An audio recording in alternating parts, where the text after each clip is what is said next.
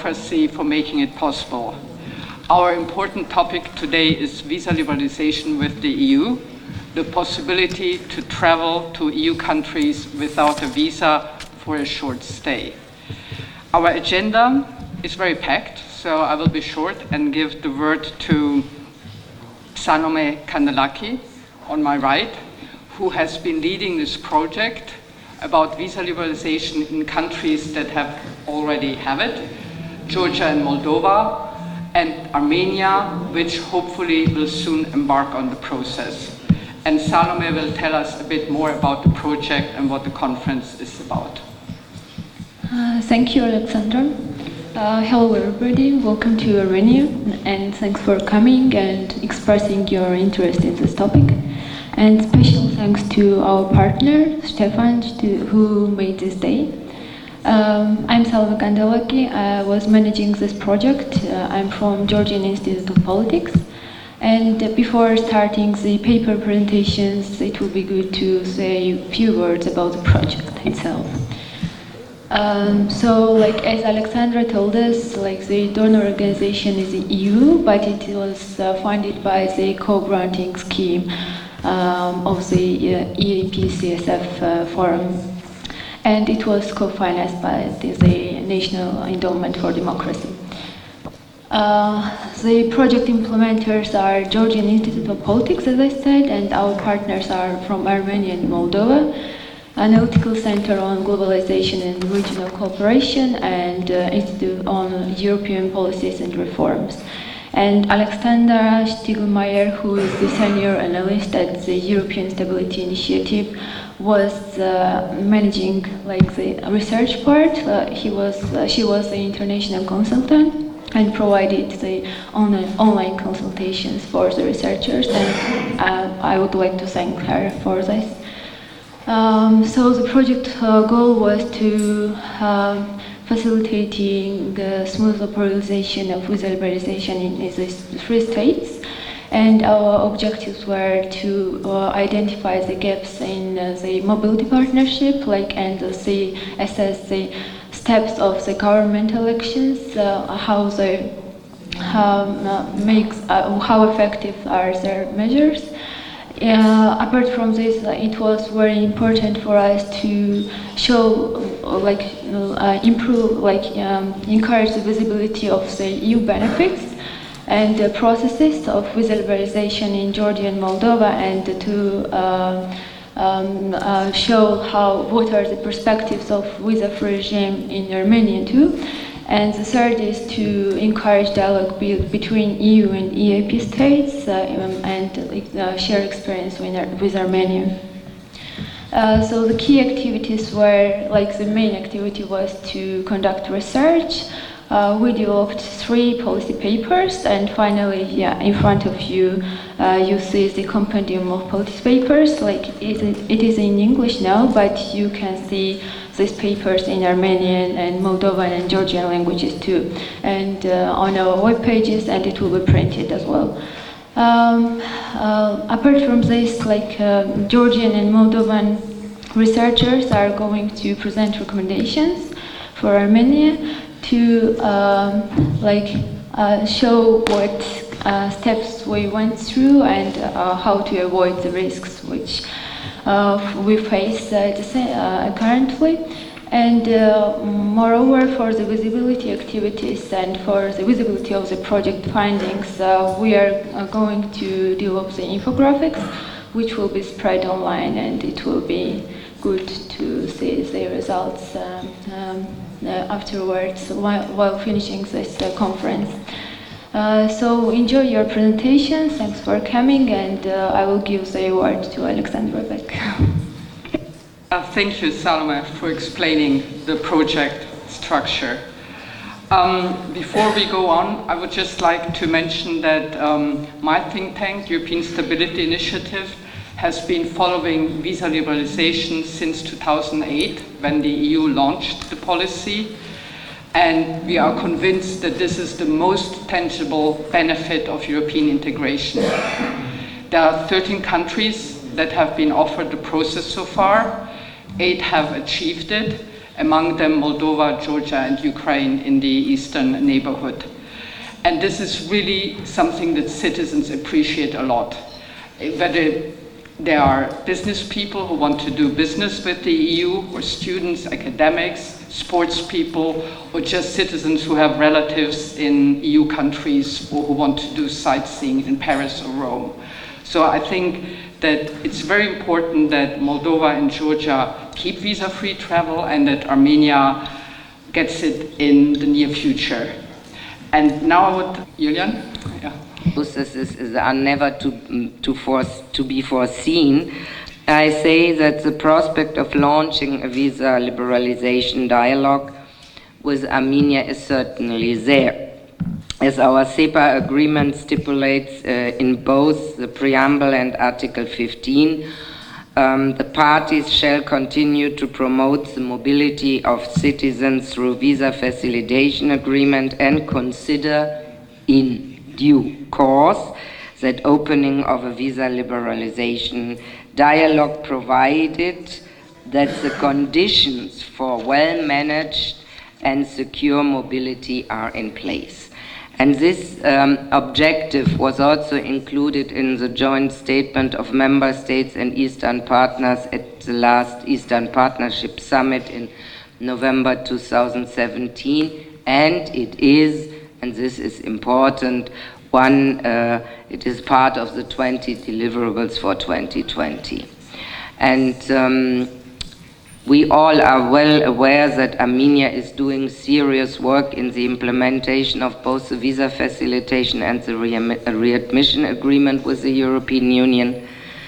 And we acknowledge the good cooperation, and this was confirmed recently during the 5th Joint Visa Facilitation Committee that was held here in Yerevan.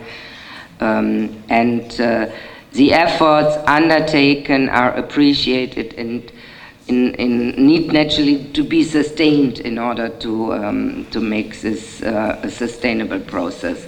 We also appreciate that Armenia is working bilaterally with member states in order to address remaining concerns at national level, and which include in some cases the number of unfounded asylum requests, particularly for medical purposes. And the launch of the visa liberalization dialogue, and this I have to underline, is mandatory, a decision taken by the EU member states in the European Council, and we need a common position.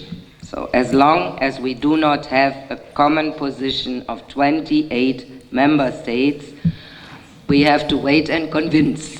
And therefore, I think it is very important, and I thank the Foreign Ministry that Armenia is taking some measures to address these concerns, particularly regarding security, document security, reforms in healthcare sector, the police reform, information campaigns related to possible visa abuses, reintegration and border management cooperation. And may I say that on border management cooperation and the question of irregular migration, we are cooperating closely with the Armenian government and try to support really that reforms are made in this sector. These measures need to be maintained, need to be strengthened, and most importantly, need to be communicated. So citizens need to know what they do, because this has a certain effect, and I'm extremely grateful that the foreign minister underlined that the Armenian government is against irregular migration. I think this is important also to meet certain concerns of certain member states. So we have to continue a discussion on these issues. And I think that's why it is important that you have this conference today. I'm not totally sure whether everybody in the Armenian society is really well aware what visa liberalization actually means. I talked to somebody who looked at me and totally shocked when I said, yeah, it is a process and you still have to go to the embassy, and said, it means I need visa. And I said, yes, it is a dialogue, and if a dialogue starts, it is not yet the end of the process, so it will take some time. It does not mean, and you said the word working, it does not mean that people are able to stay in Europe on a long-term basis or to engage in professional activities. And these 3 points, yeah? It doesn't mean that with visa liberalization you can go to a European member state to work.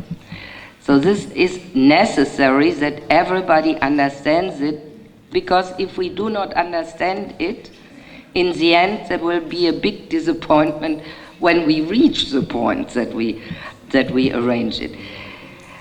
Visa liberalization means to be able to travel to the Schengen area for a period not exceeding 90 days in a 6-month period. And it is necessary to reassure the EU member states of the fact that there is a full understanding of this among the Armenian citizens, and that we are having a common basis. Because what we can do as European Union, as Commission, is that we see the positive results, but I repeat it, in the end, the mandate to start a dialogue has to be taken by the member states. It is also important to look at the European Commission's report under the visa suspension mechanism in order to see the concerns that have arisen with regard to the implementation of visa-free regimes by those partners who are already benefiting from it. It is needless to say that the visa liberalization is something that comes in return for successful reforms in many fields. It provides a lot of opportunities, but also it provides obligations. And naturally, if we see a positive development in the neighboring countries who already have visa liberalization, it may have an impact on the position of member states regarding the opening of the dialogue now. And now, just to give you a certain perspective, once the visa liberalization dialogue is launched, a tailor-made visa liberalization action plan for Armenia will be designed. And I think normally it takes a certain time to do so, just to be realistic, with very specific benchmarks that are relating to reforms, document security, biometrics, but also border management, migration, asylum, public order and security, and also, and now this is important, external relations and fundamental rights. So the question of respect of human rights and the respect for all groups in society, they are very important. And when these benchmarks are met, the Commission will consider proposing to Member States and the European Parliament that Armenian citizens have visa-free access to the European Union for short stays.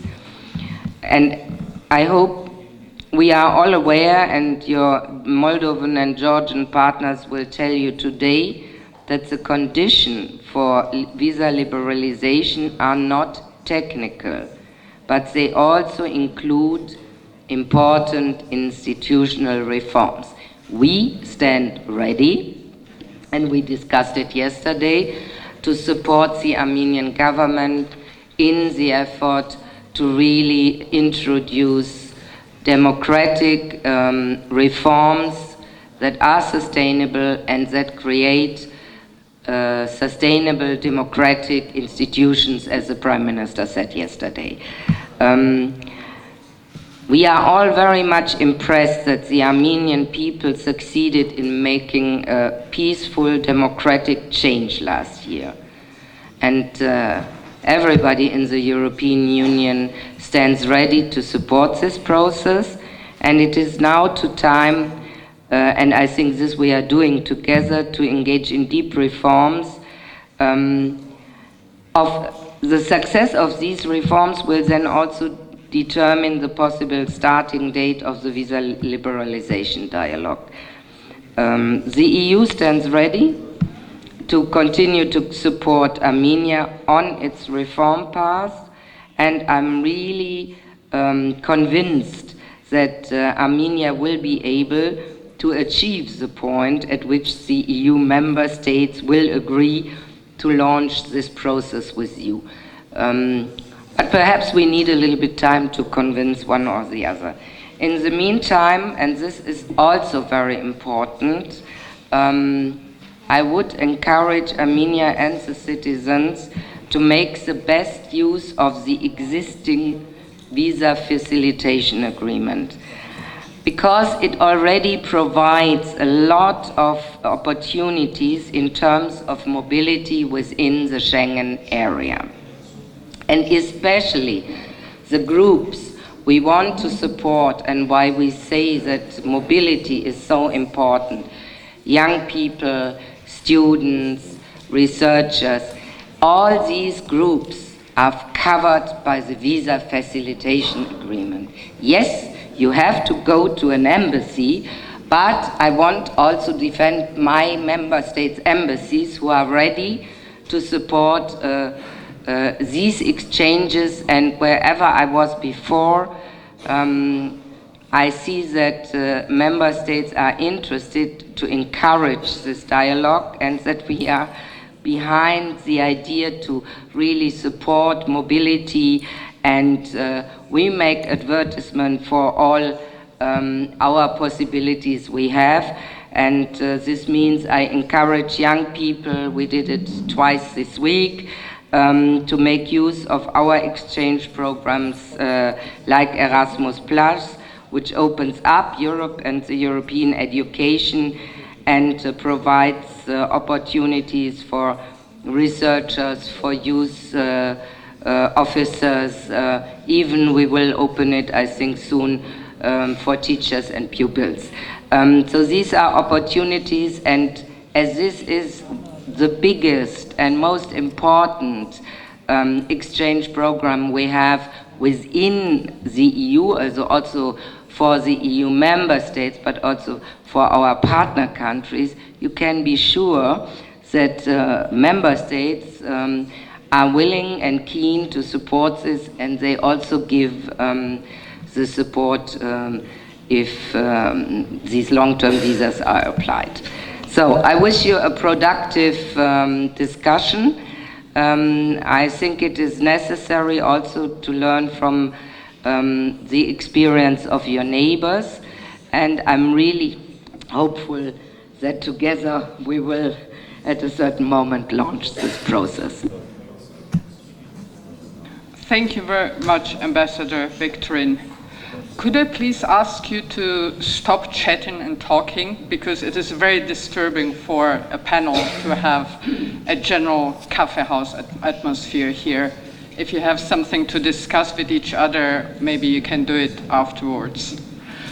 I would like to stress what Ambassador Victorin has said, that visa-free travel is not likely to happen tomorrow. It will be the result of a long process, which has several steps. First, the European Union has to open a visa dialogue with Armenia. For that, it wants to see some proactive engagement from Armenia in the form of implementation of some reform priorities important for visa-free travel. Then Armenia will receive the action plan. Then it will need several years to implement it, and only then the EU might decide to lift the visa requirement. And this is very important to stress. Also for journalists, it's important to tell their audiences that this will be a lengthy process. And now I have Deputy Minister Aduns of Armenia. Could you tell us what the government has done so far and what the perspective is from the government's view? Many thanks, and with your kind permission, I will run my introduction or opening remarks in Armenian. Բարի օր բոլորին, նախ թույլ տվեք շնորհակալություն հայտնել բոլոր կազմակերպիչներին, Մոլդովայի, Վրաստանի եւ հայկական համապատասխան կազմակերպություններին, որոնք կազմակերպել են այս շատ կարևոր միջոցառումը, մասնավորապես հատուկ շնորհակալություն ունեմ ուզում հայտնել պարոն Գրիգորյանին ինձ այստեղ հրավիրելու համար եւ այս օրվա մի մասը կիսելու ձեզ հետ։ Նաեւ ես գիտեմ, որ այս միջոցառումը աջակցում է նաեւ Եվրոպական միության պատվիրակությունը, ինչը նաեւ բարձր եմ շատ գնահատում։ Այսօրվա օրակարգը, որը վերաբերում է Հայաստանի Հանրապետության եւ Եվրոպական միության միջև հարաբերություններին, մասնավորապես վիզաների ազատականացման երկխոսությանը, երևի Shall I speak in English? All right.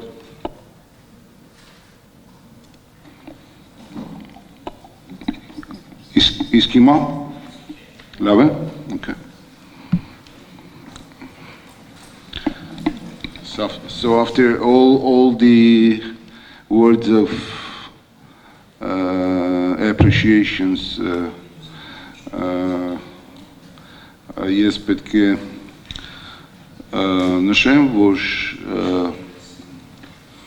Եվրոմիության հետ հարաբերությունները մեր Հայաստանի Հանրապետության արտաքին օրակարգի ամենակարևոր եւ առաջնային ուղղություններից մեկն է։ Եվրոպական միությունը մեր քաղաքական կարևորագույն գործընկերներից մեկն է, ինչպես նաև մեր հիմնական տնտեսական, առևտրային եւ ներդրումային գործընկերներից։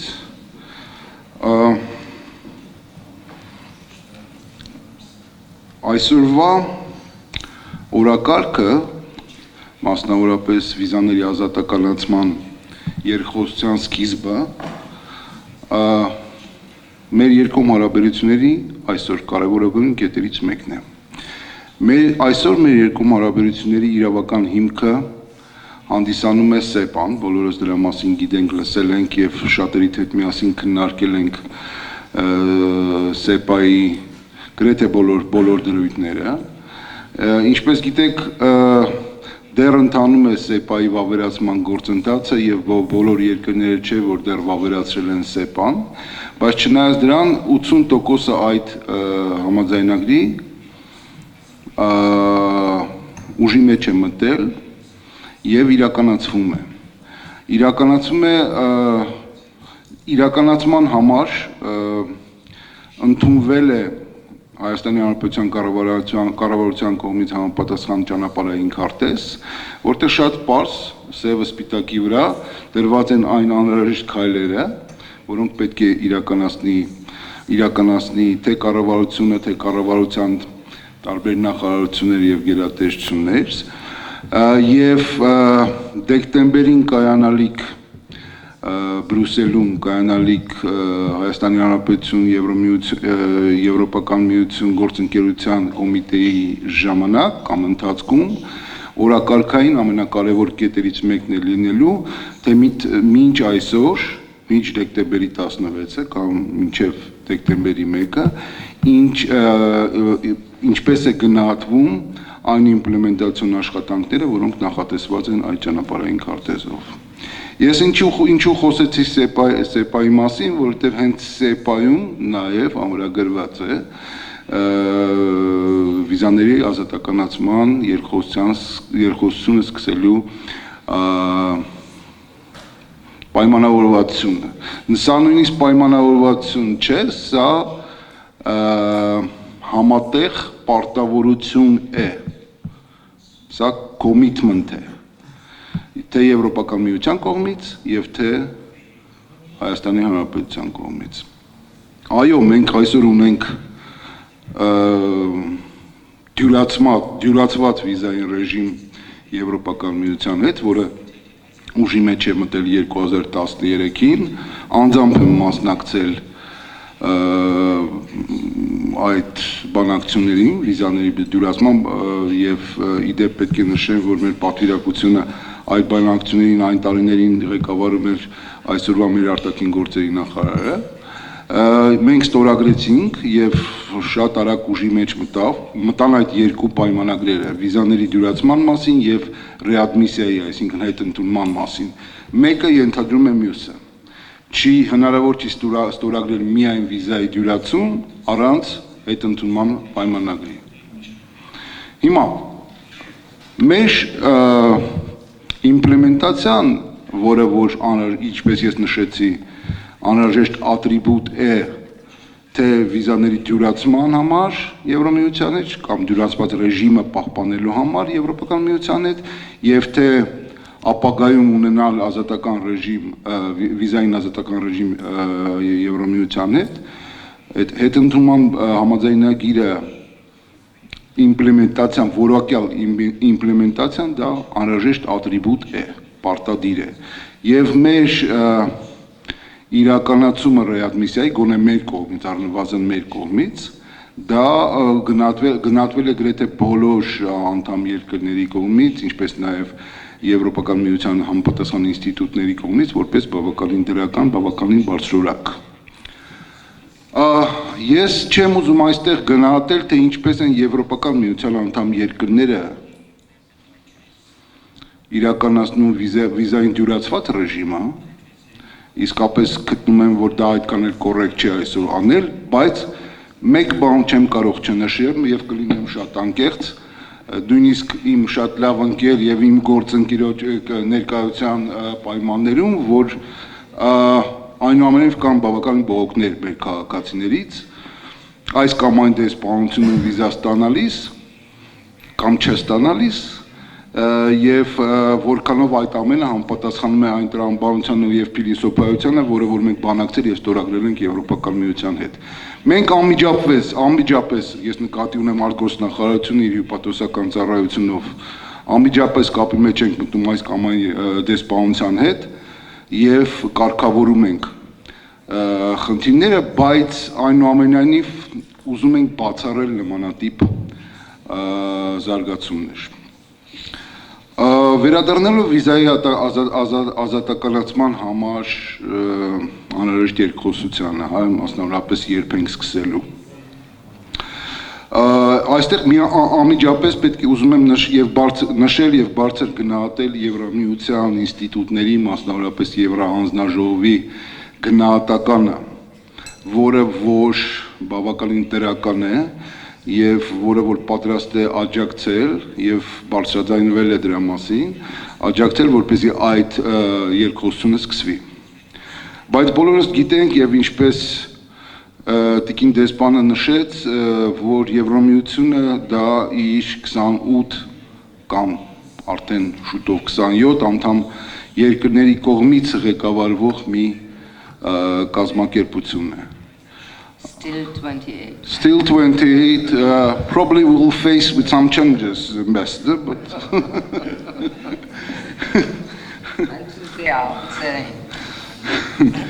Եվ այո, ինչպես նշվեց, չկա կոնսենսուս այս հարցով, չկար կոնսենսուս այս հարցով։ Մոտավորապես սկսեց, երբ որ մենք քննարկումներ էինք ծավալում, թե երբ է լինելու այն ժամկետը, օրը, որ մենք սկսենք բանակցությունները, առաջներում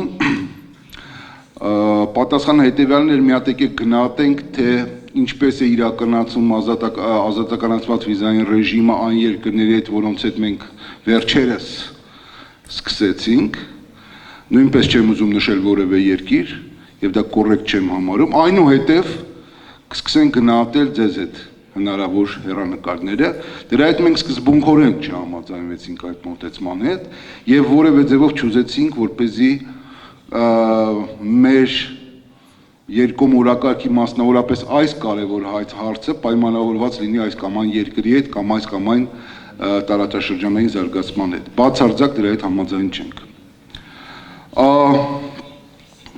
Այնուհետև հասկանալով, որ կան նաև խնդիրներ եւ մի կողմից փորձելով օգնել մեր գործընկերներին Եվրոմիության անդամ երկրներում, ինչպես նաև ինքներս մեզ, մենք նախաձեռնեցինք միակողմանի այդ գործընթացը, որը որ նույնպես նշեց տիկին դեսպանը, այցելելով Եվրոմիության անդամ երկրների տարբեր մայրաքաղաքներ։ Եվ հենց երեք եղավ հերթական ռաունդը այդ հանդիպումների, որը տեղի ունեցավ Փարիզում, բայց մինչ այդ եղել էին սկսած Ֆինլանդիայից եւ Շվեդիայից, վերջացած Ավստրիայով, Գերմանիայով եւ այլն։ Այսինքն մեր միջգերատեսչական ձևավորված խումբը էքսպերտային բարձր մակարդակի էքսպերտային, որը ղեկավարվում էր մինչև վերջերս փոխոստիկանապետի կողմից, իսկ Ֆրանսիայում արդեն այդ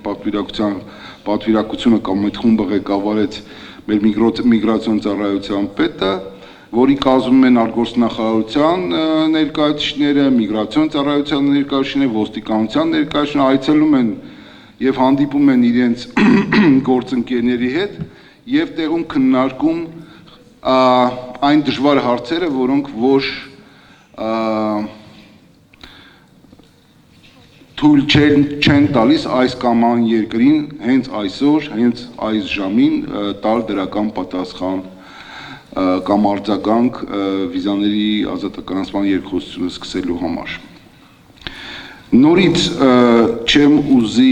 թույլ չեմ տա ինձ նշել, որ երկրի կամ որ երկրների մասին է խոսքը գնում, որոնք որ ես չէի ասի նեգատիվ են տրամադրված, բացարձակ ոչ, բայց պատրաստ չեն տալ այս կանաչ լույսը, հա։ Հիմնական պատճառը իհարկե կապված է համաեվրոպական ներքին միգրացիոն փախստականների հետ կապված տեղի ունեցող զարգացումների հետ Եվրոպայում եւ շատ քիչ առնչություն ունի մեր երկկողմ հարաբերությունների հետ այս կամ այն եվրոպական երկրի հետ եւ ընդհանրապես Հայաստանի հետ։ Մենք այդ առնչությունները փորձեցինք այնուամենայնիվ փակել, եթե կան բաց հարցեր, փակել այս էքսպերտային խումբերի այցելությունների եւ համապատասխան խորհրդատվությունների եւ հանդիպումների միջոցով։ Որպեսզի մեր այս վիզային հարցերը կամ վիզային օրակարգը, ազատականացման օրակարգը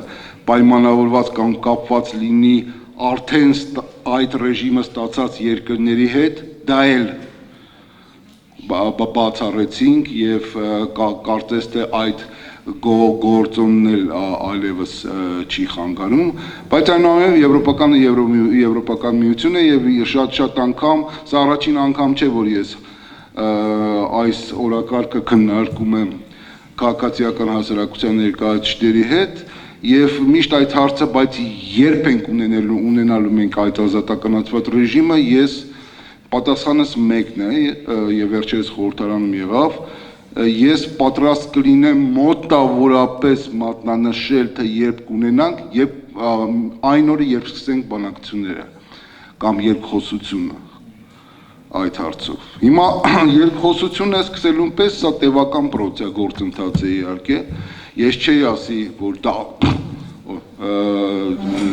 տարիներ կտևի, հա, տևական է, 1, 2, 3 եւ շատ կախված եւ կապված է մեր իրականացման բարեփոխումը իրականացման արդյունավետությունից եւ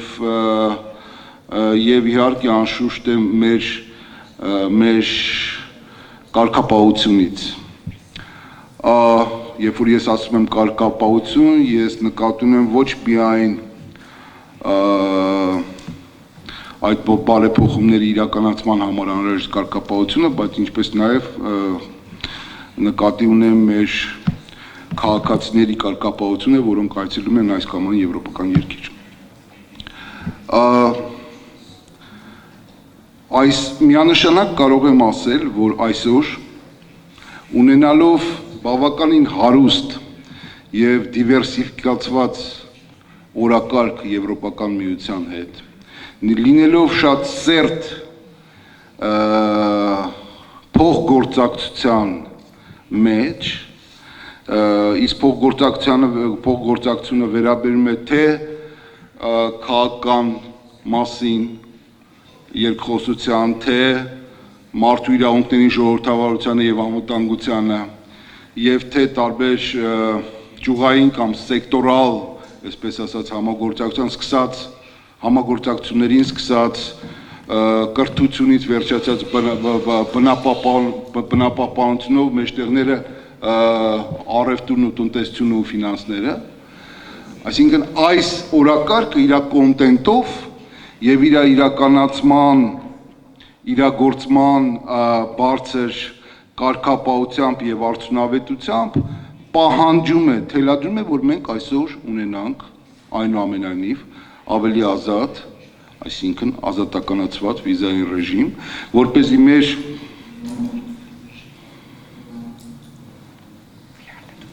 Why you are limiting me?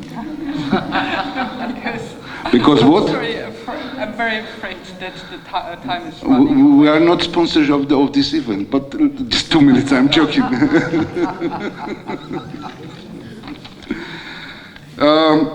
Սա շատ կարևոր է, սա քաղաքական հարց է արդեն եւ մի րոպեներ առաջ որոշ լրատվող միջոցներ ինձ հարցնում էին այս թե ինչպես է լինելու եւ երբ է լինելու, մոտավորապես ավելի սեղմ պատասխանեցի այն ինչ որ այսօր ասեցի, բայց միևնույն ժամանակ նշեցի եւ հիմա էլ նշում եմ, շատ քաղաքական հարց է եւ թելադրված է այսօր մեր Եվրոպական միության եւ Հայաստանի Հանրապետության միջև եղած օրակարգով, դրա կոնտենտով եւ պարզապես առանց ունենալու այդ հեռանկարը, իսկ հեռանկարը մենք կունենանք միայն այն ժամանակ, երբ որ սկսենք բանակցությունները կամ երկխոսությունը Եվրոմիության հետ, շատ ես չեմ ուզում պայմանավորել, բայց լրացուցիչ դժվարություններ կստեղծվեն այլ ավելի խորացնելու եւ անկեղծացնելու մեր երկկողմ հարաբերությունները Եվրոպական միության եւ անդամ երկրների հետ։ Շնորհակալություն։ Thank you very much, and sorry for pushing you a bit. I would like to clarify something that Deputy Minister Adon said, which I can do, and he can't do due to this position. One of the problems that emerged after Western Balkan countries received visa-free travel in 2009 and 10 was that the number of asylum seekers in the EU increased. And it was, in 2015, 130,000 claims, while before, from the 5 Western Balkan countries, there was only 10,000 claims.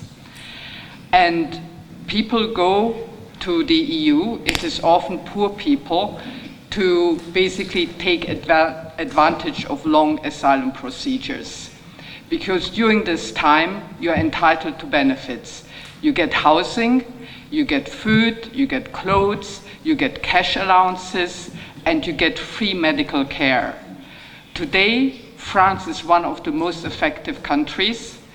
The number one group of asylum seekers this year is Albania, which got visa-free travel in 2010, and the number 2 countries is Georgia, which got visa-free travel in 2017. People go there because the asylum procedure takes over a year, and you have all the benefits and also full medical care. Full means you can receive hearing aids, glasses, braces for your children, etc. And France is rightly upset. They say, why we lifted the visa-free travel, the visa requirement to make travel easier. And now it's not genuine refugees who come to us, Syrians, Afghans, Eritreans. No, number one is Albanians and number two is Georgians. And France is obviously the country that is reluctant to launch a visa-free process with Armenia. What we say from our organization is you have to change your procedures, which, by the way, Germany has done successfully. Germany for a long time was the number one country of destination. It has changed its asylum policies towards countries of safe origin. It has no problem anymore, but now France is the country that has the problem. And I would also like to give Stepan. Yes, yes, yeah. Sorry, I think, and this I have to say very clearly, in the name of all my member states. What we are not doing in the European is dividing and naming, let's say, one or the other member state. This is not helpful.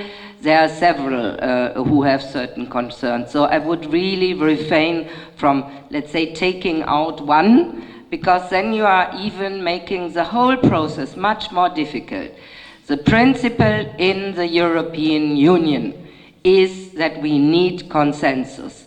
And sometimes this is not only the only question. We have others, and before I had also very difficult consultations because one member state or two member states had certain concerns. We have to clear this within the European Union. The only thing we can do is that at the end we really have the process in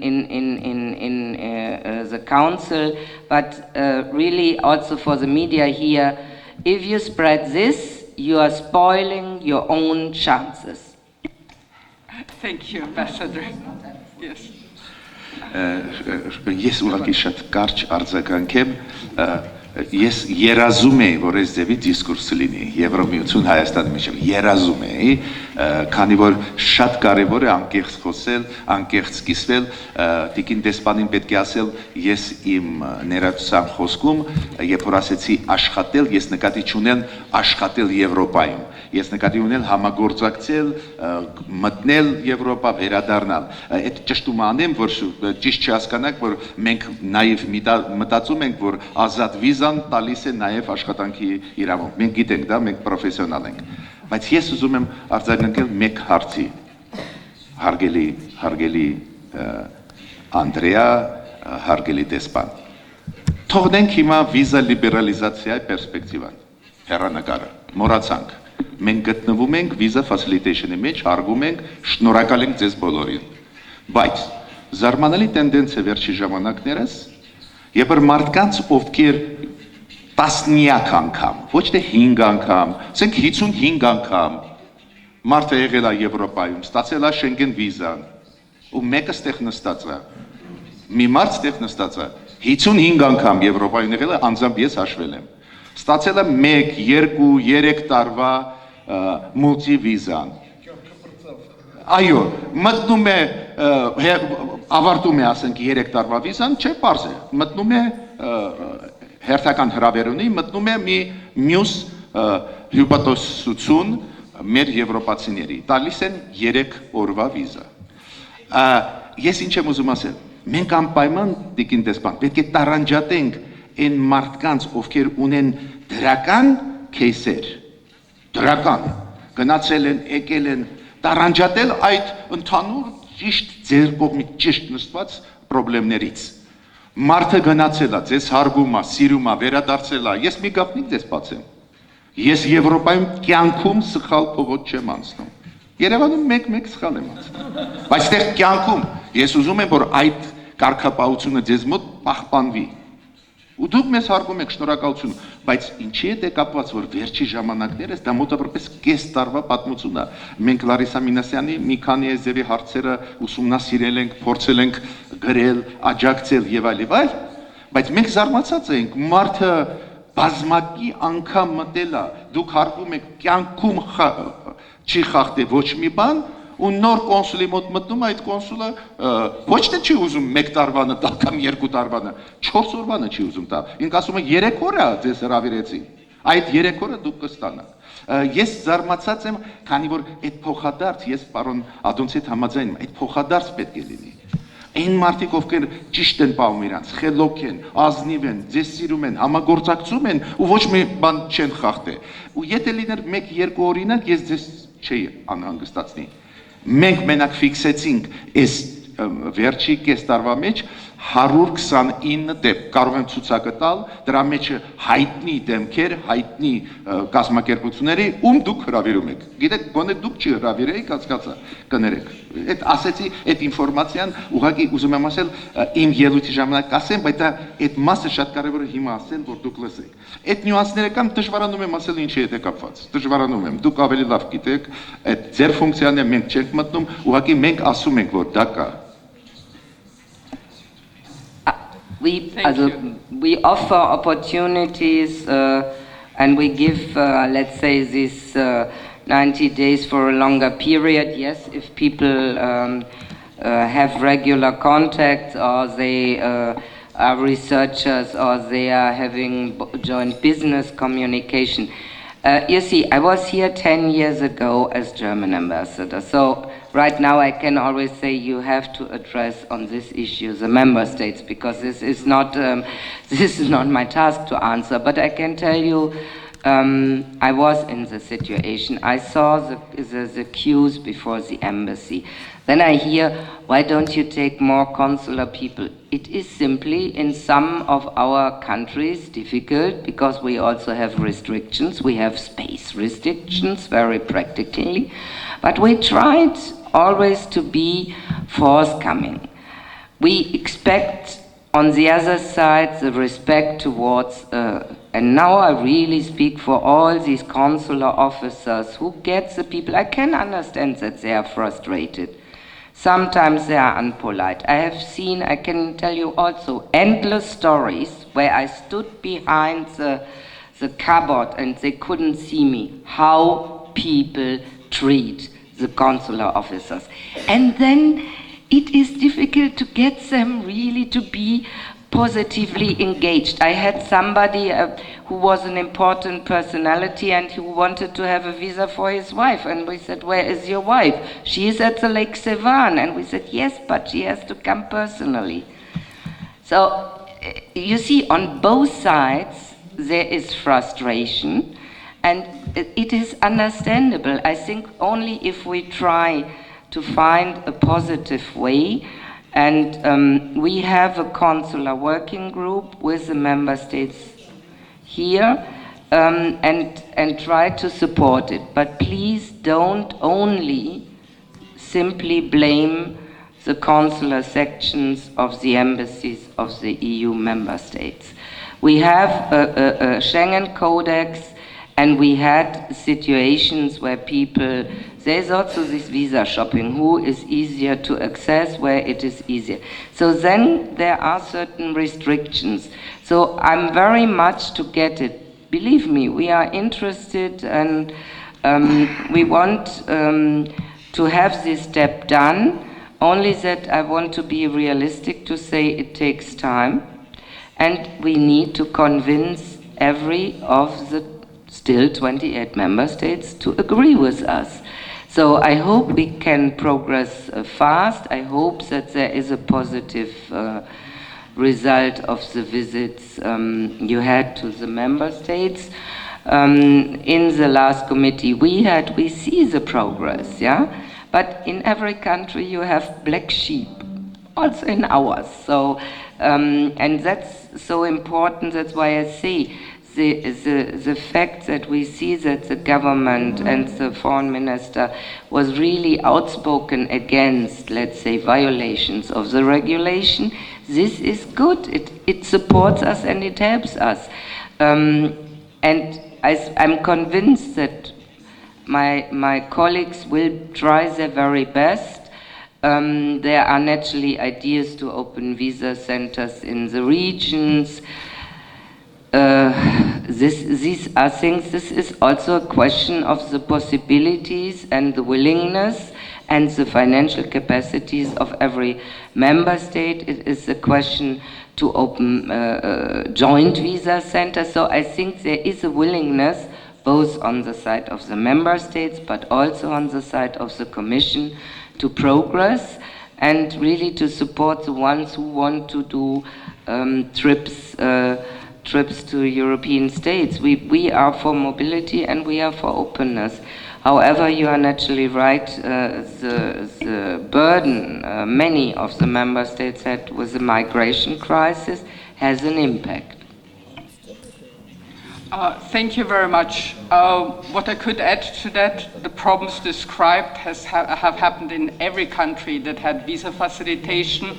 And what has been helpful is if the visa application centers and consulates, but also NGOs put out detailed information how to fill out requests, visa requests, because very often it is just the lack of information, which documents are necessary or what sections need to be filled out that lead to rejection or a short visa. Now, sorry, Mr. Yeroyan, we have taken a bit longer in this section, but you are the chairman of the European Integration Committee of the Armenian Parliament, and of course it's also very important to know what the view of the Parliament is on the issue of visa liberalization and visa facilitation. Yeah, but first I'll have to extinguish this fire that broke up here, so it will be quite challenging after this cross-shooting to jump in directly, but with your permission I'll switch to Armenian.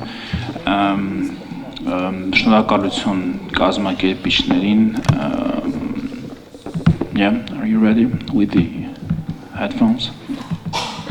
So, շնորհակալություն կազմակերպիչներին այս հնարավորությունը ընձեռնելու համար, կարծիքներ փոխանակելու, որը կարծում եմ դիվանագիտական շփումներից ոչ պակաս կարևոր է։ Ես կցանկանայի հարցը դիտարկել մեկ այլ կոնտեքստում, վիզաների ազատականացման։ Տեսեք, մենք խոսեցինք վիզաների ազատականացման փորձից այլ երկրների հետ, ասվեց, որ տեսեք, երկրների մի զգալի մասում այդ արտոնությունը տրամադրելուց հետո եղել է անօրինական ներգաղթի աճ։ Եվ դա առաջացրել է մտահոգություններ, որոշ կառավարություններ ասել են, որ տեսեք, մեզ մոտ գալիս են ոչ թե փախստականներ, այլ ապահով երկրների քաղաքացիներ։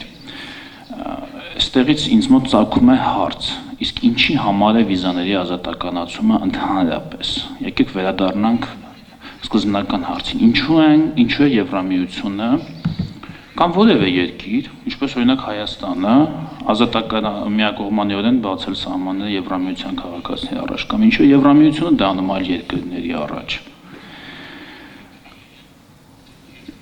Որպեսզի նախ ավելացնի շարժունակությունը քաղաքացիների, ավելացնի շփումները, հեշտացնի շփումները, երկարաժամկետ կտրվածքով, ապահովի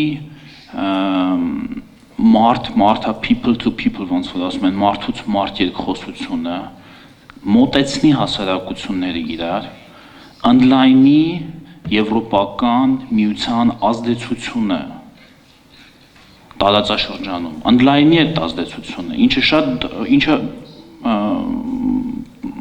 ավելի դժվար կլինի առանց վիզաների ազատականացման ռեժիմի։ Հիմա սա մի պրոցես է, բոլորովին մեկ այլ պրոցես է, փախստականների ընդունման հարցը, պատերազմող երկրներից կամ այլ թեժ կետերից, սա մեկ այլ պրոցես է։ Ես կառաջարկեի այս երկու պրոցեսները չխառնել իրար, այսինքն մեկը փախստականների ընդունում թեժ կետերից, որը կապ չունի շարժունակության խրախուսման հետ, մարդ հասարակությունների երկխոսության հետ եւ այլն, այլ ավելի շատ գրում է հումանիտար բնույթ եւ մյուս կողմից Եվրամիության շահերից իսկ ելնելով իրեն հետաքրքրող տարածաշրջաններում երկխոսության ինտենսիվության աճը։ Ես նախ կցանկանայի կոնկրետ մեր դեպքում սկսել հեղափոխությանը հաջորդած գործընթացներից անցած տարի այս տարվա սկզբին ավելի ճիշտ Հայաստանի Հանրապետության վարչապետը երկրորդ անգամ հանդիպեց Եվրամիության հանձնաժողովի նախկին ղեկավար պարոն Կլոդ Յունկերի հետ եւ համատեղ մամլո ասուլիսի ժամանակ պարոն Յունկերը հայտարարեց, որ Հայաստանը տեխնիկապես պատրաստ է վիզաների ազատականացման երկխոսության մեկնարկին։ Սա ինչ է նշանակում, որ անձնագրերի տեխնիկական բաղադրիչը, միգրացիոն ծառայությունների աշխատանքը, ոստիկանության աշխատանքը, այսինքն տեխնիկապես կանոնները վիզաների ազատականացման համար սահմանված կանոններին բավարարում է Հայաստանի Հանրապետություն տեխնիկապես։ Բայց եւ այնպես, այո, մենք գիտենք եւ դա ասվում է շատ բացահայտ, որ կան ԵՄ անդամ երկրներ, որ ունեն մտահոգություն, որ վիզաների ազատականացումից հետո կարող է լինել ապաստան հայցողների թվի աճ։ Կարող է լինել արդյոք նման աճ։ Այո, կարող է լինել։ Այո, կարող է լինել։ Արդյոք այս թվի աճի բերած վնասները վնասները, yeah, right to the point. I was speaking about damages.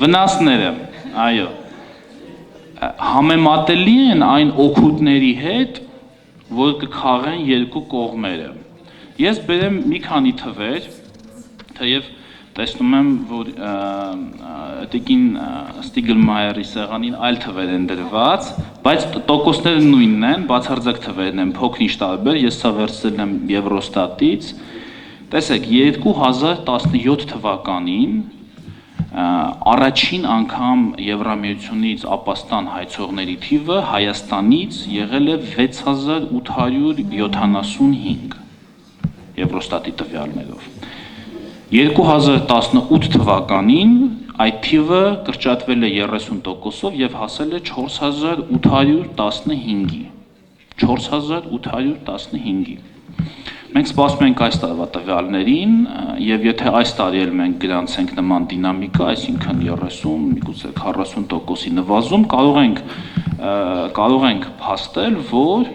սա հստակ ազդակ է եւ մեր բարեփոխումների բերումով եւ մեր քաղաքացիների վերաբերմունքի բերումով, որ մեր գործընկեր մի շարք երկրներ Եվրամիությունում կարող են հանգիստ լինել այս առումով։ Սակայն ես ցանկանում եմ վերադառնալ իմ խոսքի միջուկին, հիմնական ասելիքին։ Մենք գիտենք, որ այն երկրների հետ, որոնց հետ Եվրամիությունը ազատականացնել է վիզաները, եղել է ապաստան հայցողների աճ։ Անկախ նրանից նախորդող տարիներին եղել է նվազում, թե չի եղել։ Այս հնարավորությունը ես ուզում եմ մենք շատ հստակ հասկանանք, որ կա։ Մենք չպիտի վախենանք խոսել սրա մասին, բայց արդյոք 4000 հոգին, 5000 հոգին, 6000 հոգին, 7-8000 հոգին, նույնիսկ եթե ենթադրենք, որ այսօրվա թիվը, որ մենք այսօր ունենք, կկրկնապատկվի, ինչպես եղել է որոշ երկրների դեպքում։ Դժվար թե թիվը հնգապատկվի կամ 10-ապատկվի։ Խոսքը կարող է լինել կրկնապատկման մասին։ Արդյոք այս 8000 հոգին այն թիվն է, այն վտանգն է, այն անհանգստությունն է Եվրամիության համար, որ սրա պատճառով արժի այսքան ձգձգել process-ը եւ զրկվել օգուտներից, զրկվել են երիտասարդներից, որ ցանկանում են շփվել իրենց հասակակիցների հետ Եվրամիությունում, կարճ ժամկետով մեկնողներից, ասենք 10-օրյա ծրագրերով, երկշաբաթյա, մեկ ամսյա ծրագրերով Եվրամիություն մեկնող երիտասարդներից, չէ՞ որ երկարաժամկետ կտրվածքով, երկարաժամկետ այս շփումների օգուտը լինելու է շատ ավելի մեծ, քան այս մի քանի հազար հոգու բերած վնասը։ Բոլոր առումներով, եւ մշակութային առումով, եւ տնտեսական առումով, եւ տարածաշրջանային անվտանգության եւ կայունության առումով։ Ես կցանկանայի եւ ես միշտ սա եմ շեշտում մեր Եվրամիության գործընկերների հետ շփումներում եւ անդամ երկրների ներկայացուցիչների հետ շփումներում։ Դուք գիտեք, որ հիմա օրինակ վերջերս եվրոպական low-costerներից մեկը մտավ Հայաստան։ Հիմա այս, տեսեք, պարզ օրինակ, տեսեք, բիզնեսը հարմար գտավ աշխատել այս շուկայի հետ։ Նույնիսկ այս վիզային ռեժիմով, նույնիսկ այս պայմաններով, որը հիմա կա, ինչու քաղաքական գործիչները չարձագանքեն բիզնեսին, ինչու ցույց չտան, որ խնդիր չկա, դուք հաշվարկել եք 130,000 ուղևոր, եկեք ավելացնենք դա։ Այս դեպքում արդեն մենք խոսում ենք եվրոպական բիզնեսի մասին, Եվրամիության անդամ երկրի կապիտալով հիմնված բիզնեսի մասին, որ հետաքրքրություն է ցույց տվել գալ Եվրամիության ոչ անդամ հանդիսացող երկիր։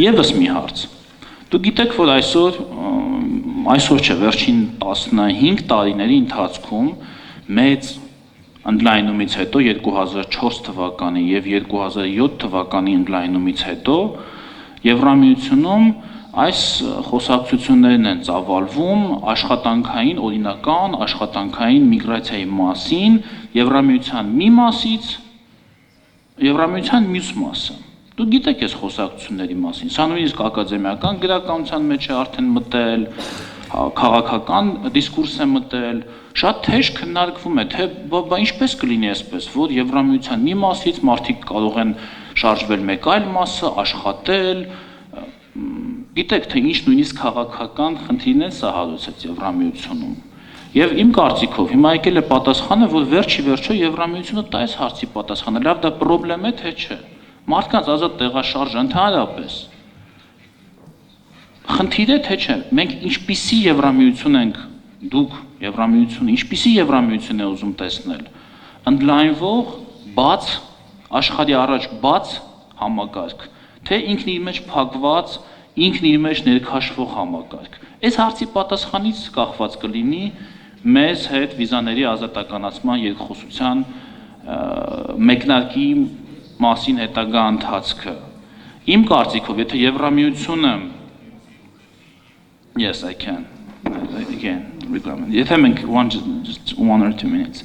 So, եթե մենք ցանկանում ենք ունենալ տարածաշրջանային կայունության մասնակից Եվրամիություն, տարածաշրջանային անվտանգության կամ եթե մենք ցանկանում ենք ինչպես Եվրոպագիտության տեսությունն է ասում, հա, տարածել այդ European normative power, այսպես կոչված այնց հասկացություն կա Եվրոպագիտության մեջ, հա, եվրոպական նորմերն ու ստանդարտները։ Մենք չենք կարող խուսափել այս process-ից։ Անձամբ ես կասկած չունեմ, որ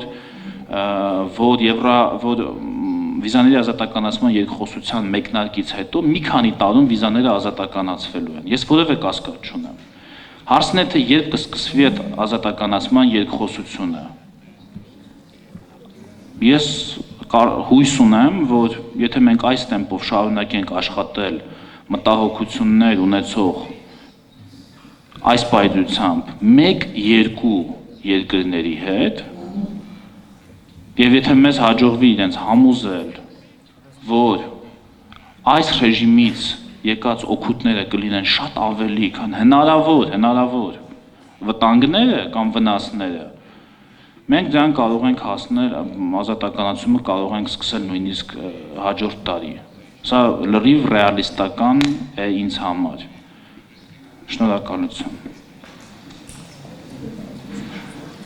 Thank you very much. I agree that it hurts that Armenia is basically paying for developments that happened in EU member states after other countries got visa-free travel. But you also need to be aware you want something from EU member states. So Armenia will have to address these issues. And we will also later hear from Georgia, which is one of the countries where we also had a negative development with asylum seekers after visa-free travel. Before we close this round of official Armenia, I would also like to give the word to Ms. Haikanush Chobinyan, who is the head of the Readmission and Reintegration Division at the Migration Service of Armenia. So you are dealing with readmission, which is one of the top priorities for EU member states when it comes to considering visa-free travel. So maybe you can tell us about the latest in that area. Thank you, Alexandra. Yes, we do. We are the main competent organization dealing with readmission agreement. So I will switch to Armenian if you allow me. Մեծարգո դեսպաններ, հարգելի հյուրեր, միգրացիոն ծառայության անունից ողջունում եմ Եվրոմիության հետ վիզաների դյուրացման եւ ռեադմիսիոն համաձայնագրերի իրականացմանը նվիրված այս գիտաժողովի բոլոր մասնակիցներին։ Այո, Հայաստանի կառավարության արտաքին քաղաքականության գերակա առաջնահերթություններից է Եվրոմիության մուտքի արտոնագրերի ազատականացման երկխոսության մեկնարկի կարևորությունը եւ այս ուղղությամբ տարվող անհրաժեշտ քայլերի ձեռնարկումը։ Մեր ծառայության կողմից բավականին ինտենսիվ աշխատանքներ են տարվում այս ուղղությամբ եւ շատ կարեւոր ուղղություն, որը վերաբերվում է մեր հայրենակիցների վերադարձին, վերաինտեգրմանը, հետընդունմանը, որպեսզի այս գործընթացը լինի հնարավորինս արդյունավետ, արագ, եւ ուրեմն մենք այս առումով համագործակցում ենք այլ կառույցների հետ, մասնավորապես պետական, հասարակական եւ միջազգային կառույցների։ Հիմա եթե թույլ կտաք մի քանի գործնական քայլեր ասեմ, ինչ է արվել այս ուղղությամբ։ Առաջինը, ինչպես արդեն նշեցի, միգրացիոն ծառայությունը հանդիսանում է լիազոր մարմինը ռեադմիսիոն Եվրոմիության հետ ռեադմիսիոն համաձայնագրի իրականացման եւ վերջին շրջանում, վերջին տարիներին բավականին լուրջ առաջընթաց է արձանագրվել այս առումով եւ սա փաստում է նաեւ այն հանգամանքը, որ մեր 80%-ից ավելի դեպքերում մեր քաղաքացիների, մեր հայրենակիցների քաղաքացիությունը հաստատվում է, այսինքն Հայաստանի Հանրապետության քաղաքացիություն ունենալու հանգամանքը հաստատվում է։ Մյուս կողմից եւ սրա մասին անհամեստ չլինեմ, ասեմ, որ ոչ միայն մենք ենք ասում այս առաջընթացի մասին, այլ նաեւ մեր Եվրոմիության գոլեգաներն են նշում։ Հաջորդ կարևոր ձեռքբերումը, որ ունենք եւ այս տարվանից արդեն ներդրվել է, մենք օգտագործում ենք դա ռեադմիսիոն հայցերի էլեկտրոնային կառավարման համակարգն է, որը մենք օգտագործում ենք 2019 թվականի փետրվարից եւ արդեն ունենք մի քանի երկրներ եվրոպական, որոնք միացել են եւ օգտագործում են համակարգը։ Մյուսների հետ էլ աշխատանքները ընթացքի մեջ են եւ Եվրոպական հանձնաժողովի կողմից էլ այս ուրեմն համակարգի շահագործումը բավականին կարեւորվել է եւ նրանք նույնպես մեզ աջակցում են այս հարցում։ Այն իմաստով, որ խրախուսում են այլ մեր Եվրոմիության երկրներին միանալ եւ օգտագործել համակարգը։ Հաջորդը, որ ցանկանում եմ նշել եւ այստեղ արդեն խոսվեց դրա մասին, համագործակցության խորացումն է երկկողմ ուրեմն այցելությունների շրջանակում եւ ինչպես տեղյակ եք, ներկայումս մեր պատվիրակությունը Ֆրանսիայում է, այդպիսի մի քանի այցելություններ են իրականացվել, քննարկելու այն հարցերը, որոնք վերաբերվում են հետընդունմանը, միգրացիային եւ այլն։ Այս կոնտեքստում ուզում եմ նշել նաև կիրարկման արձանագրությունների ստորագրմանը, որոնք մաս են կազմում այդ շրջանակային մեծ կոնվենցիային Եվրոմիության հետ։ Մինչև այսօր ունենք արդեն 7 երկրների հետ կնքված կիրարկման արձանագրություններ, 3 երկրների հետ այդ արձանագրությունները ընթացքի մեջ են։ Ընդամենը վերջերս պարոն Ադոնցը Չեխիայում ստորագրեց Չեխիայի եւ Հայաստանի միջև այդ կիրարկման արձանագրությունը։ Հաջորդ կարևոր հանգամանքը նա է, որ մենք կարևորելով վերադարձի եւ վերաինտեգրման հարցերը իրականացրել ենք, նախաձեռնել ենք այդ ոլորտում ռազմավարական փաստաթղթերի եւ ծրագրերի մշակումը, ուրեմն ներկայումս վերադարձի եւ վերաինտեգրման ոլորտում մշակվում է ռազմավարական փաստաթուղթ, որը կներկայացվի կառավարությանը, բացի դրանից մշակվել է մեր հայրենակիցների, մեր քաղաքացիների վերադարձի եւ վերաինտեգրման աջակցության ուղղված հրատապ ծրագիր, որը ներկայացվել է այլ շահագրգիռ մարմիններին, պետական կառույցներին, նրանցից ստացվել են նկատառումներ եւ ամփոփվելով դա պետք է կրկին ներկայացվի կառավարությանը, որպեսզի հաստատվի։ Այդ ծրագրի շրջանակներում մենք նախատեսում ենք Հայաստան վերադարձող հարկադիր միգրանտներին, նրանք ովքեր իրենց մեկնելուց առաջ ուրեմն վաճառել են իրենց ունեցվածքը եւ վերադարձից հետո ունեն կացարանի խնդիր, առողջապահական, սոցիալական խնամքի, այդ քաղաքացիներին որոշակի աջակցություն է տրամադրվում արդեն պետության կողմից։ Եվ վերջինը ցանկանում եմ նշել, որ մենք նաև մեծ իրազեկման քարոզարշավներ ենք իրականացնում մեր բնակչության շրջանում, համագործակցելով ԶԼՄ-ների, հասարակական կազմակերպությունների, միջազգային կազմակերպությունների հետ, ուրեմն եւ ամենակարևոր այսպես մեսիջը թեման վերաբերվում է անկանոն միգրացիայի հետևանքներին, ռիսկերին,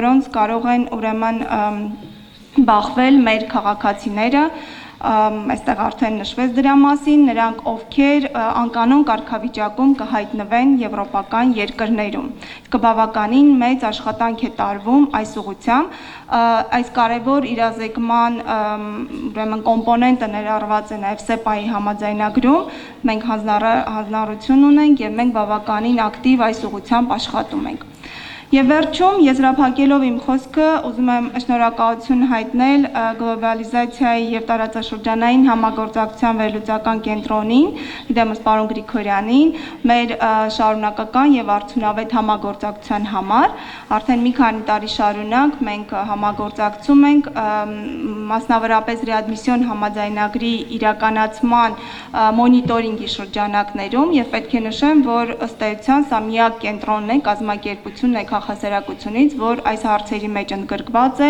եւ այդպես շարունակական աշխատանք է տանում, որը շատ գնահատելի է եւ այսքանով ավարտեմ, շնորհակալություն։ Thank you very much for outlining what has been done, which is impressive. And you have a very important job because, as said, readmission is one of the issues that EU member states look very closely at. I would now like to have a very short question and answer session because we are running very late, and then maybe have the presentations of the two experts done in one, that we don't separate each of the presentations. But that would be impossible because we presented our own papers first, yes. And then in the next panel we can okay. unite okay. the recommendations. So that's yeah. Okay. But there was a question here.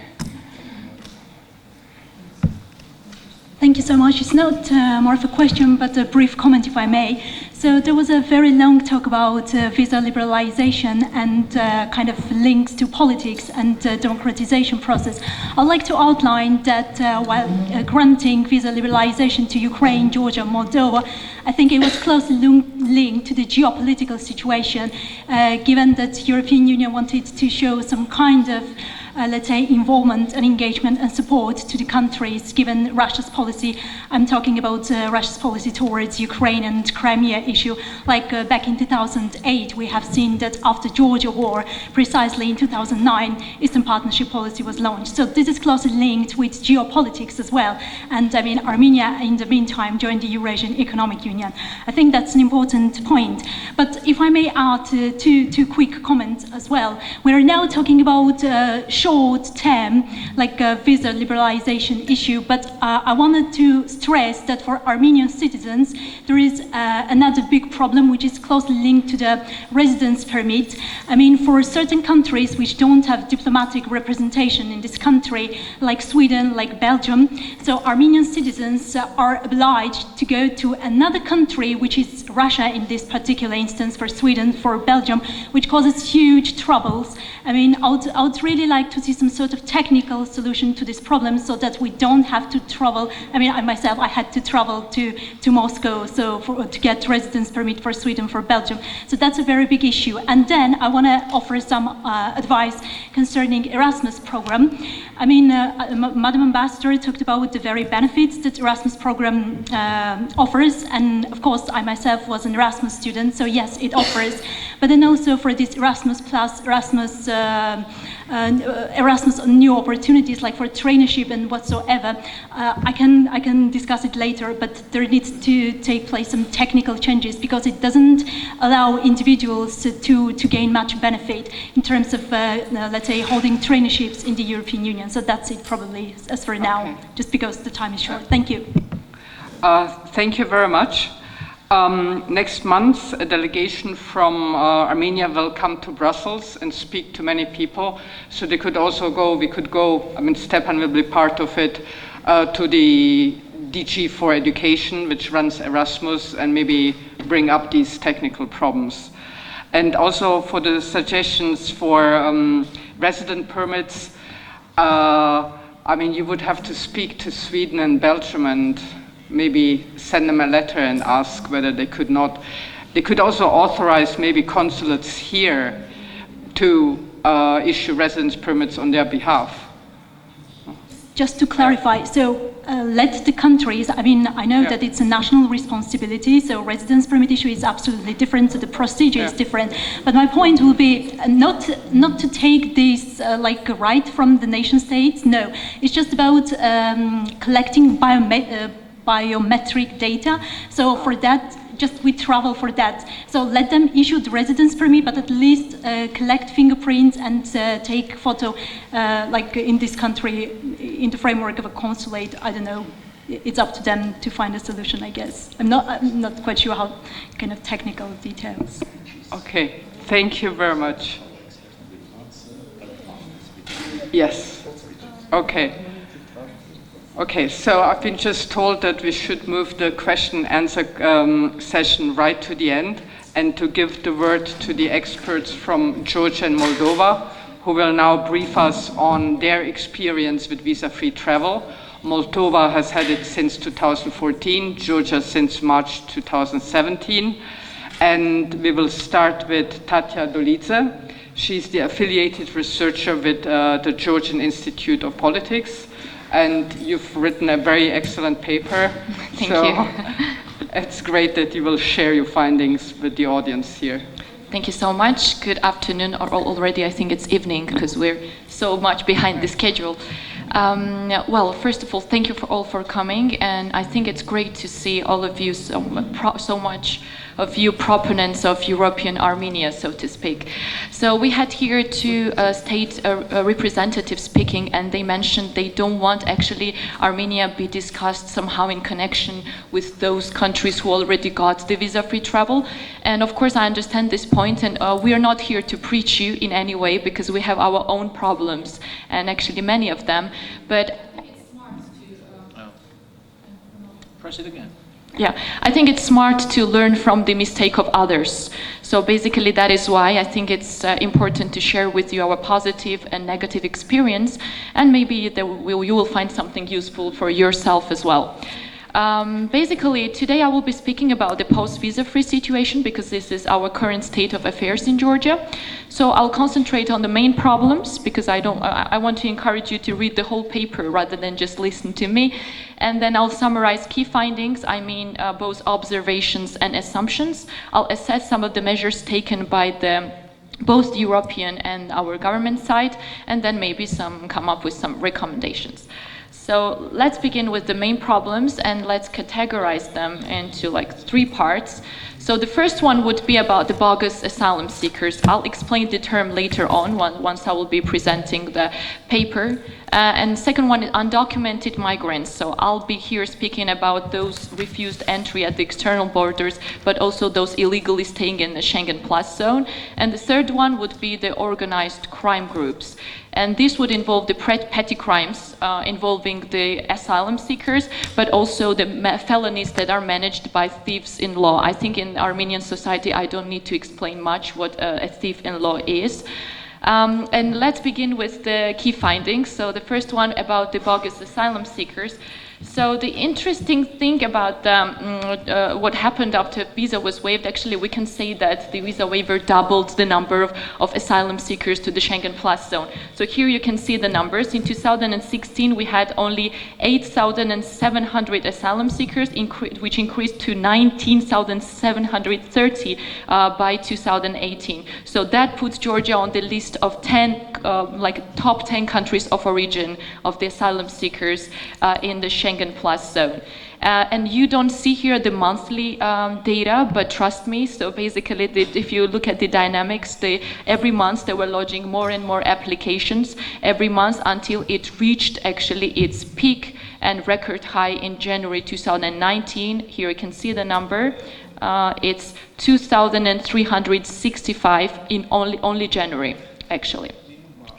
And then there's another interesting fact about it, that if you look at these dynamics, I told you that it's been increasing all the time, but there is a certain pattern, because it seems that Georgian asylum seekers actually prefer to spend warm seasons in Georgia, and they leave right before or during the cold times. It seems so as to hibernate in the countries of destination. That could be that they have this perception that there is a hot cup of tea and a warm bed expecting them there, but that's not always the case. So, next, very interesting is that as for the countries of destination, actually you can see it with the different colors, different countries. The list of the top 5 Schengen Plus countries was the highest number of Georgian asylum seekers annually. This has varied every year, but you can see that top 2, like the first place always alternates between Germany and France, which means that Germany and France are the 2 most affected countries, and if any of the countries is actually to ask for the suspension mechanism be triggered, that would most likely be one of these 2, but there are some additional factors here. For example, Germany is taking up the Council presidency in 2020, and its proclaimed priority is Eastern Partnership, which is why Germany is less likely to do it. So the country, the main and key country to watch is actually France. The next very interesting observation is that I told you that I would discuss the bogus asylum seekers afterwards. So most of the asylum seekers from Georgia are fraudulent economic migrants. So what does it mean actually? It means that actually seeking an asylum is a universal right. So just because they're asylum seekers, even if the number is high, it doesn't mean that it's violation per se. So it becomes a violation actually when these asylum seekers are not genuine ones. So what does it mean, genuine ones? You can see here on the chart the number of the first instance decisions and the number of positive first instance decisions. So it means that in 2016 only 6.5% of these claims were actually confirmed, and then only 5%, and in 2018 only 4.5%. And if you calculate it for EU plus, then it will be only 3% of the recognition rate. So what it means is that actually people claim the asylum without any grounds of claiming those, because they have some economic and social reasons to do so, and they do not qualify for the refugee status. But they want to use all these state benefits, of the healthcare system and welfare payments, and that's why they do it, and that's why the recognition rates are so low. So basically, for you to understand that asylum seekers per se is not a problem. The problem is when they are bogus. It means that they're fraudulent economic migrants, so that everyone understands that economic situation does not qualify for a refugee status. And another thing that makes it very complicated is that these bogus asylum seekers do not represent a homogeneous group of the population. So what it means is that this is not just, maybe you think that these are only those below the poverty line who are actually leaving the country, but that's not the case, because there's some people, and many people, who actually have regular monthly income, but they still go. So basically this is the This is because they think they will find El Dorado there, and that European Union is running with honey, and they think that for the same job they do back in Georgia, they will receive more once they're in the European Union. So that makes it difficult to actually have a common policy for state agencies and to address all of them, because this is such a heterogeneous group for you to understand, and they're not actually the most vulnerable groups of the population, so to speak, because you still need some money, you know, and you still need some organizational skills and information to actually do all of it and actually to manage to leave the country. This is a very important chart. Why is it so important? Because what you can see here in now orange color, these are the percentages of increase, you know, because the suspension mechanism can be triggered, so the legal basis for the suspension mechanism is there when there is a substantial increase of over 50% in the many criteria, but we're now talking about the asylum seekers, and this substantial increase are calculated in this chart that you see now, and you can see that already in 2017, the first year when actually the visa for Georgians was waived, there was a legal basis for several countries you see here, except Netherlands, to actually ask the Commission to trigger the suspension mechanism, because there are increases of 50% and above. But the thing is that the legal basis is there, but the political decision is not there, because this is a politically very sensitive issue, and it's also technically complicated. And when the state is actually doing its best, state agencies, to actually fight the numbers, which Georgia is doing very, very well and efficiently, and when the state is cooperating in